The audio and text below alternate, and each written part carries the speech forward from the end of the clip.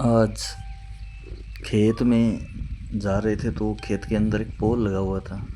जैसे ही पोल के नीचे नीचे नीचे टहल रहे थे तो देखा तो ऐसा लग रहा था कि काफ़ी नॉइज़ आ रही थी इन जो ट्रांसमिशन लाइन के जो कंडक्टर थे। तो फिर मैंने इसको देखा तो ये नॉइज़ आया तो इसके बारे में थोड़ा सा मुझे आइडिया था कि जो ट्रांसमिशन लाइन होती है इसके अंदर जो नॉइज़ है वो कहाँ से आती है। तो ये मेरा बेसिकली पड़ा हुआ था। तो मैंने जब इसको देखा तो देखा पड़ा था तो इसमें ये था कि जो ट्रांसमिशन लाइन होती है और जो मतलब कि जिसकी हाइट इतनी ऊंची होती है और इतने काफ़ी ज़्यादा इंसुलेटर लगे रहते हैं, ये जंपर लगे होते हैं, ये बैलेंस करने वाले लगे रहते हैं।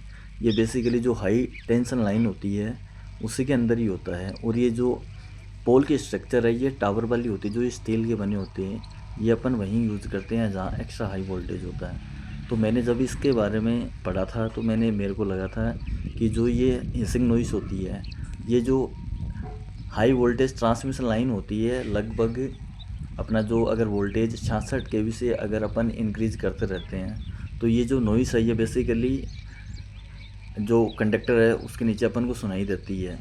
जैसे जैसे अपन अगर वोल्टेज को बढ़ाते हैं वैसे वैसे ये नॉइस भी इंक्रीज होती जाती है। तो इसका जो मेन रीज़न ये देखा गया था कि अगर वोल्टेज अपन इंक्रीज करते हैं तो एक ग्रेडियंट होता है जिसे अपन वोल्टेज ग्रेडियंट बोलते हैं।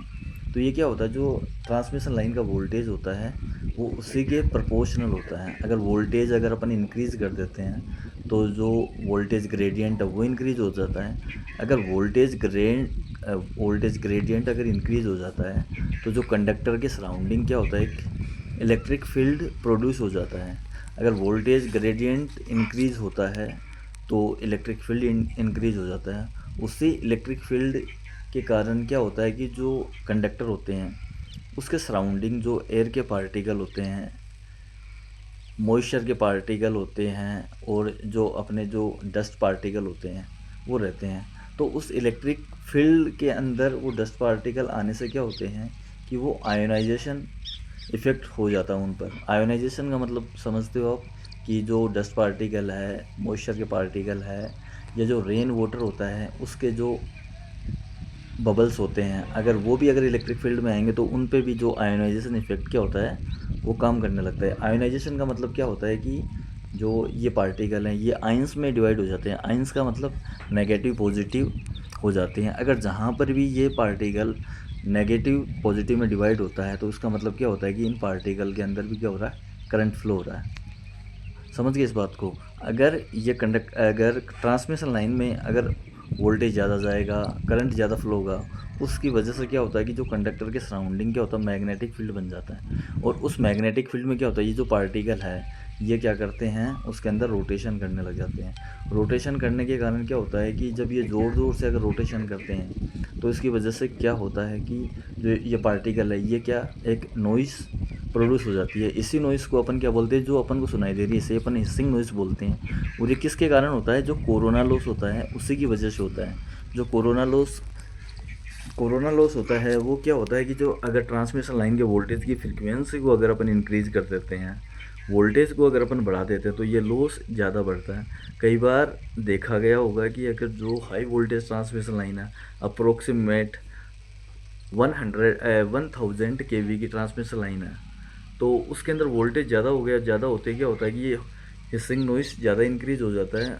और हिसिंग नॉइस ज़्यादा इंक्रीज़ होने से क्या होता है, कई बार क्या होता है कि ये जो करंट ज़्यादा फ्लो होने के कारण जो डस्ट पार्टिकल है वो क्या होते हैं, थोड़े से कलरफुल होने लगते हैं। उस कलरफुल जो कलर है वो अपन को जो बैंगनी कलर होता है जिसे अपन वोयलेट कलर बोलते हैं, वो अपन को कंडक्टर के सराउंडिंग दिखाई देता है। तो ये क्या होता है कि जब ये इस प्रकार का मतलब हिसिंग नॉइस आना है, वोयलेट कलर बनना है, ये क्या होता है कि जो पावर ट्रांसमिशन लाइन में जो पावर लॉस होता है उसी का कारण है, जो कोरोना की वजह से होता है। अगर अपन मैक्सिमम पावर अगर ट्रांसमिट करते हैं तो जो कोरोना लॉस है उसकी वजह से जो अपनी रिसीविंग पावर होती है वो क्या होती है, कम हो जाती है। सेंडिंग पावर तो अपन मैक्सिमम भेजते हैं, लेकिन कोरोना लॉस की वजह से या जो अपनी ट्रांसमिशन लाइन है इसका जो रेजिस्टेंस है, इनकी वजह से क्या होता है कि जो पावर है वो अपने रिसीविंग एंड पे अपन को कम मिलती है। तो यही एक रीज़न था जो मतलब कि जो ये आवाज़ अपन को साउंड अपन को सुनाई दे रहा था, ये कोरोना का ही रीज़न था। अगर इस कोरोना लॉस को अगर मेरे को मिनिमाइज़ करना होता है तो इसके लिए बेसिकली काफ़ी रीज़न है। जैसे अगर एक रीज़न देखा जाए तो ये होता है कि जो अपन जो इनकी जो कंडक्टर इनकी अगर रेडियस को अगर अपन इंक्रीज़ कर देते हैं तो क्या होता है कि जो इलेक्ट्रिक फील्ड होता है, इलेक्ट्रिक फील्ड इंटेंसिटी है, ये क्या होती है, कम हो जाती है। अगर इलेक्ट्रिक फील्ड इंटेंसिटी अगर कम रहती है तो वोल्टेज ग्रेडियंट कम हो जाएगा। अगर वोल्टेज ग्रेडियंट कम हो जाएगा तो जो जितने भी ये पार्टिकल्स हैं ये क्या होते हैं कि आयोनाइज में डिवाइड नहीं होंगे। अगर आयोनाइज में डिवाइड नहीं होंगे तो ये फिर कोरोना लॉस कम हो जाएगा। तो बेसिकली क्या होता है कि इनको कम करने के लिए अपन, कभी आपने देखा होगा कि जो हाई टेंशन लाइन होती है उसके अंदर जैसे 3 फेज़ लाइन होती है तो उसके 3 कंडक्टर होते हैं। तो इसके हर कंडक्टर में आपको या तो दो वायर दिखाई देंगे या फिर 4 कंडक्टर दिखाई देंगे, सॉरी वायर नहीं कंडक्टर, तो ये आपको दिखाई देंगे। तो इसका मतलब क्या होगी, अगर 4 कंडक्टर लगे हुए हैं तो इसका मतलब क्या होगी, इनके सभी की जो एक इफ़ेक्टिव रेडियस आती है वो क्या होती है, मतलब कि अपन को इंक्रीज़ होती है। हर फेज़ की जो इफ़ेक्टिव रेडियस है वो क्या होती है, बढ़ती हुई दिखाई देती है, बढ़ती हुई दिखाई देगी। इसका मतलब क्या होता है कि जो इलेक्ट्रिक फील्ड इंटेंसिटी है वो कम हो जाएगी, क्योंकि जो इलेक्ट्रिक फील्ड इंटेंसिटी होती है वो कंडक्टर रेडियस के क्या होती है, इनवर्स प्रोपोर्शनल होती है। अगर रेडियस अगर अपन बढ़ा देंगे तो इलेक्ट्रिक फील्ड इंटेंसिटी कम हो जाएगी, इलेक्ट्रिक फील्ड इंटेंसिटी कम हो जाएगी तो आयोनाइजेशन कम हो जाएगा, आयोनाइजेशन कम हो जाएगा तो ये अपना कोरोना लॉस कम हो जाएगा। तो इसलिए यही रीज़न होता है कि अगर कोरोना लॉस को अगर अपन को कम करना होता है तो अपन को बंडल कंडक्टर यूज़ करने होते हैं। तो ये एक मेन कारण था। और वैसे ये ट्रांसमिशन लाइन थी मतलब कि 4 लाख वोल्टेज की, मतलब कि 400 केवी की लाइन थी जिसे अपन एक्स्ट्रा हाई वोल्टेज बोलते हैं।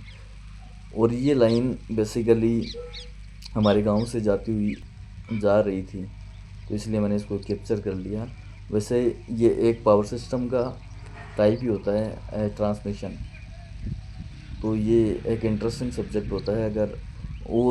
अगर कुछ जानना चाहते हो तो आप बोल सकते हो, नेक्स्ट वीडियो में आपको वो भी बता दिया जाएगा।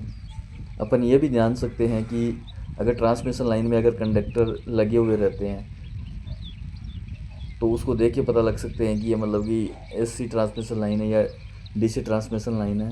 और एक और पता लगा सकते हैं अपन, अगर जो ट्रांसमिशन लाइन है इसके अंदर अपन डिस्क टाइप इंसुलेटर लगाते हैं तो इंसुलेटर को काउंट करके भी अपन पता लगा सकते हैं कि ये ट्रांसमिशन लाइन कितने वोल्टेज की है। धन्यवाद।